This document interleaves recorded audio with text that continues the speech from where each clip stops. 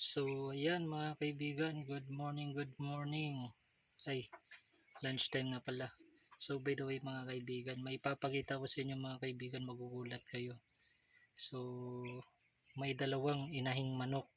Magkasabay sila naglilimlim sa isang pugad. Masarap daw din kasi mag-join force kaya magkasabay sila mga kaibigan. So, ipapakita ko sa inyo yung manok mga kaibigan at ito na.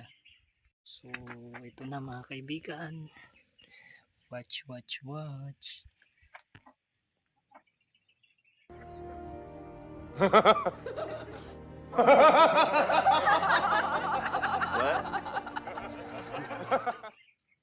O diba, dalawa.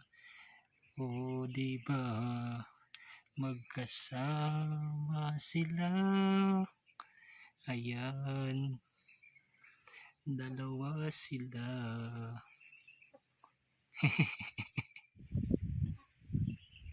Napag-isip-isip ko mga kaibigan, paano kaya kung napisa na yung itlog mga kaibigan? Sino kaya yung magiging ina ng mga sisiw mga kaibigan? Sino kaya yung sasamahan ng mga sisiw?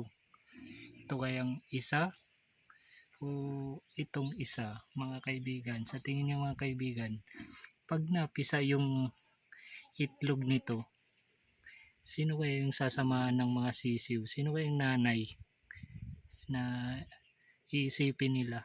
Naging nanay ng mga sisiw mga kaibigan. So hanggang dito lang yung video mga kaibigan. So hintayin na lang natin mga kaibigan kung kailan mapipisa yung itlog. At saka sino yung sasamahan ng mga maliliit na sisiw. Kung sino yung nanay nila. Tignan na lang natin mga kaibigan kung sino yung sasamahan ng mga sisiw.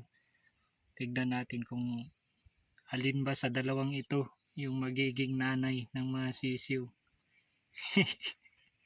So, yun lang mga kaibigan. Thanks for watching mga kaibigan. Huwag kalimutan i-like, comment, share, and subscribe para lagi kayong updated sa susunod pang video.